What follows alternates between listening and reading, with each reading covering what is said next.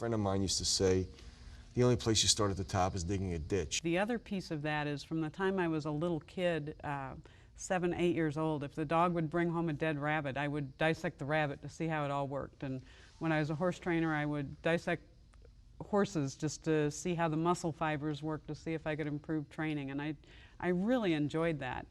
And yeah, I love both coasts, but I always felt lucky to be living full-time in the Midwest. In all regional festivals is to serve our community by showing them movies that they would not otherwise be able to see.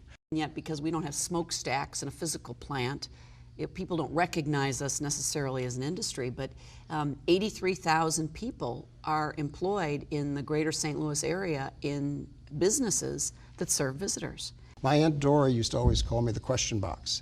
That never changed when I was in philosophy. I remember asking Father Wade when we were studying philosophy, I said, why are we studying philosophy from a book called Summa Theologica, the height of theology? He says, because you're really studying theology.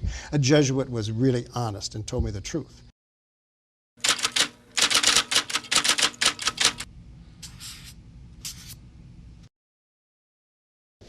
I'm Rick Fournier, and this is The Art of Conversation, and today we're with Gary Siebert, a Jesuit priest, a university professor, a theater director, and an extraordinary human being. Stay tuned. It seems like, I don't know, you get the sense that this once upon a time illusionary, orderly world is suddenly like it's in a big jumble Cuisinart, and it's just, you know, do you have that sense? Yes, but the image I have is of a popcorn popper. That is that you take what used to be called the family, what used to be called the church, what used to be called the Senate, the presidency, Pakistan, the past, the present, and it's all up in the air. Like, and the way I personally feel is has been said better by somebody, namely Alfred North Whitehead. One of the only sentences from his books that I remember was, "The world is not only stranger than I thought, but stranger than I'm able to think." So when I try to put together the Starbucks drive-through window, and I'm standing at the counter, and there are 5 people on the other side of the counter, no one else in the store but me, and they're all on earphones and, like, for Skype, talking to 3 SUVs outside. And General Motors declares bankruptcy the same day. And I remember that Highway 64 is in the middle of being completed, and Obama is in Saudi Arabia. And as far as I can tell, this woman who is nominated to be a Supreme Court justice is very qualified, and we find people saying that she's a racist. That's the popcorn popper that I am struggling to talk about, namely the world. And so, yes, I don't see anything the way I used to see it. My problem is that I'm having difficulty finding the words to express my frustration with it, which of course leads me into a feeling of weakness, because you see those on the other side, those who are right-wing, certain types of people, they're certain of everything. I'm not as certain that there's a table here as they are that this woman is a racist. I become either enraged or helpless in my. So one thing is I don't have words for it. So yes, I find that what used to be a world that I had hopes of discovering and finding words to describe no longer exists. As this little guy in New York City, every Christmas, I think I told you this, every Christmas, whatever parish I was in, this little 75-year-old Italian man who spoke very little English would find me to go to confession. And eventually we did the confession at the kitchen table because he said he wanted to be modern. And after we finished the confession, we would talk, and we'd have a little Christmas drink, and he would get ready to go, and he'd stand up and he'd come over to the side and pat me on the shoulder and say, "Father, things was better when they was worse." So when they were worse, and you were growing up as a kid, kind of interesting. Your father was a milkman, My father was a milkman. and you're really St. Louis born and bred. I have learned that great line from you, the thing about St. Louis. And there are lots of wonderful things about St. Louis. There's some very eccentric things about Yes. St. Louis that, on the surface, make this community unique. But I don't know if we're so unique. But, okay, so you grow up, you do all the things that, like you told me, the famous thing we've talked about, when you were a little boy, your grandmother took you to Hodak's, only it didn't exist. But anyway, the point I'm making is this. So then you go to St. Louis U High, and you get out, and you go into the Society of Jesus to become a Jesuit. That's right. So at that point in your life, did you have any idea, but you also were studied to become more than a Jesuit, because you have a master's degree in theater from Carnegie Mellon, one of the most esteemed programs of academic drama in the world. You've directed off-Broadway plays, shows. You're a university professor, and you're a priest. How do you reconcile all three of those roles? And I mean very serious. I know you're laughing, but how do those roles fit? I mean, we have all these ideas, these kind of Bing Crosby ideas about priest. Yeah. But that's not really the truth, is it? No. Historically, even. No, but I think Bing Crosby accounts for an awful lot of young people in the 40s and the 50s becoming priests, even though Bing Crosby himself was notoriously not a very nice person. The persona he created with those Going My movies, Way. Going My Way, Bells of St. Mary's, and there was a certain, now I understand, there was a certain manufactured and sort of created Catholic identity that came after World War II that my generation just sort of lived with. Hopkins has this poem about the Blessed Mother, which he calls the Blessed Mother compared to the air we breathe.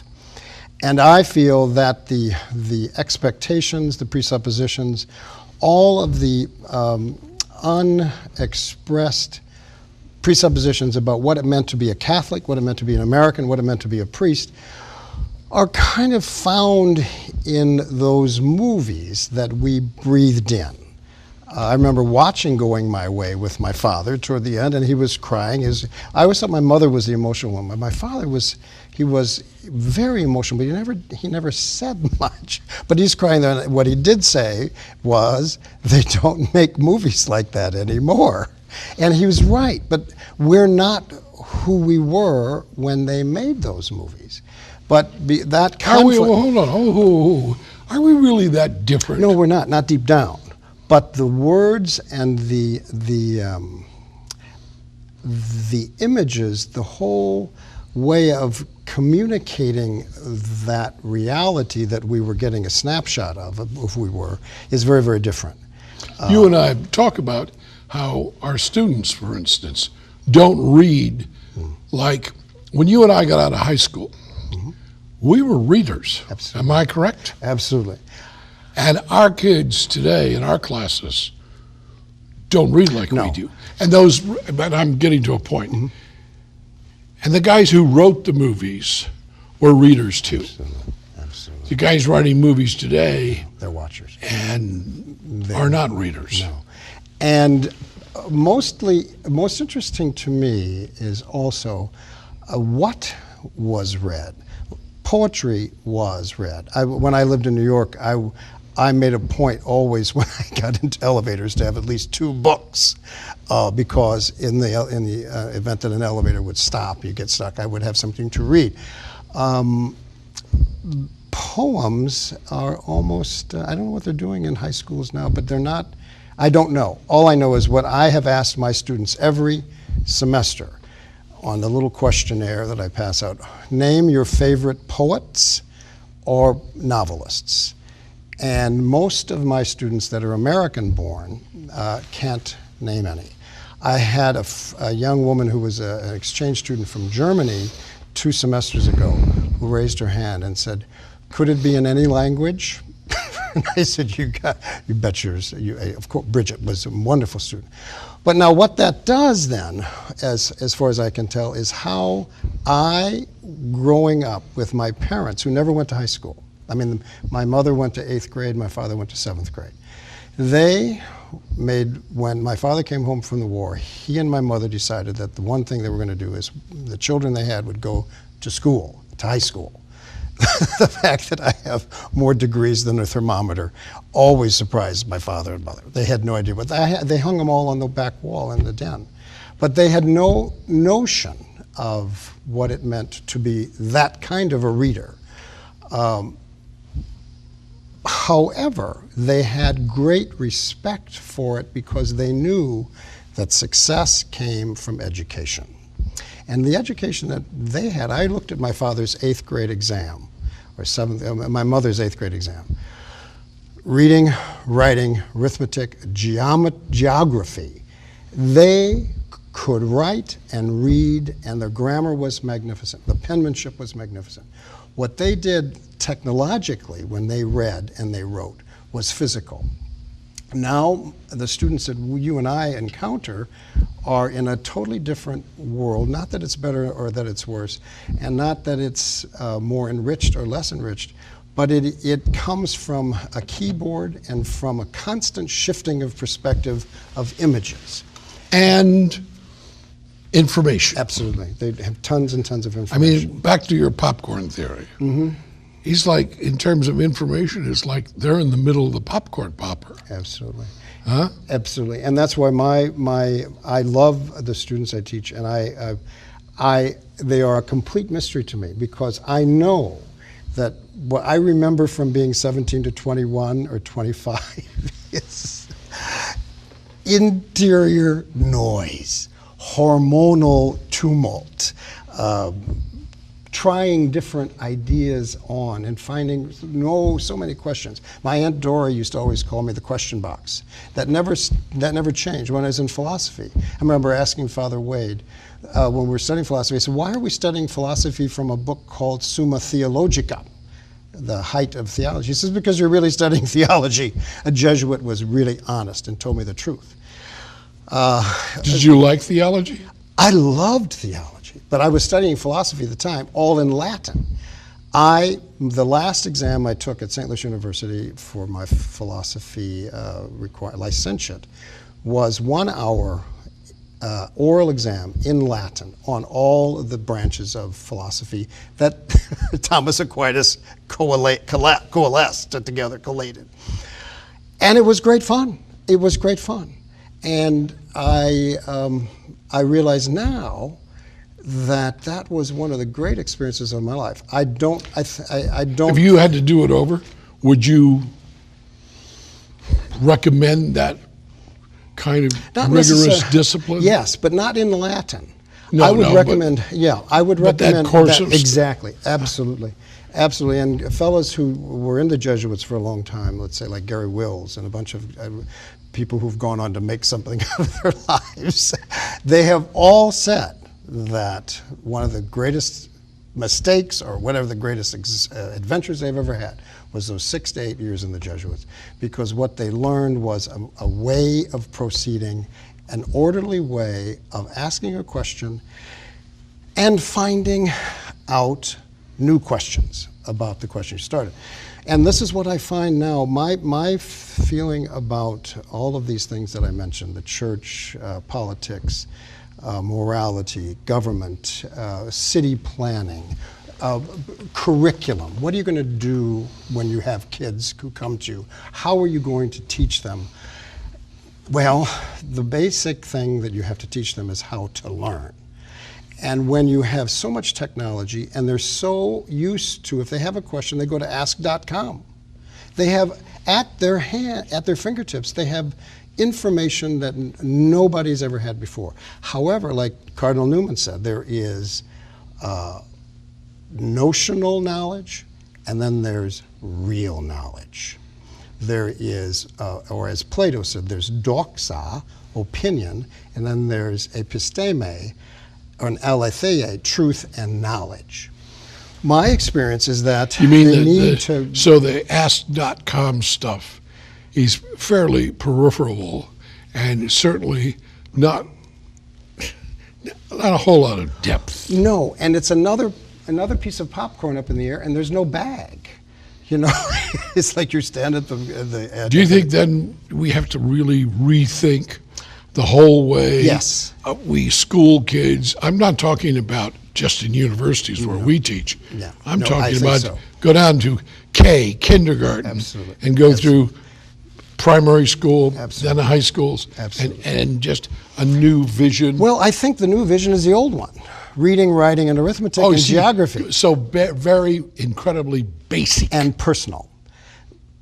I have learned incredible things in subjects that I really didn't like because of an incredible teacher.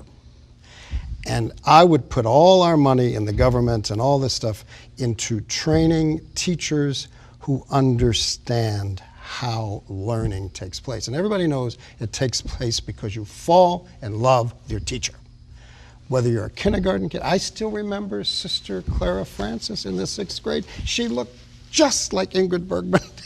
and I went to her funeral here when I came back to St. Louis. And many of us kids came back to there.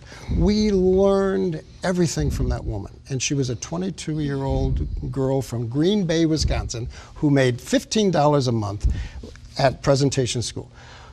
What we need to do is, I would take all the computers out of grade schools. Every computer, I would blow it up. I would be like, what's his name, Savonarola. Boom, let's blow them up, because, or like those, we could do the same thing with cars. Let's just blow them up, bring some bicycles in. Because you see, once you train students that knowledge is instantaneous, it's like the difference between home brewed coffee and instant. These Yeah. kids need to know that Knowledge is not like instant coffee. And you see,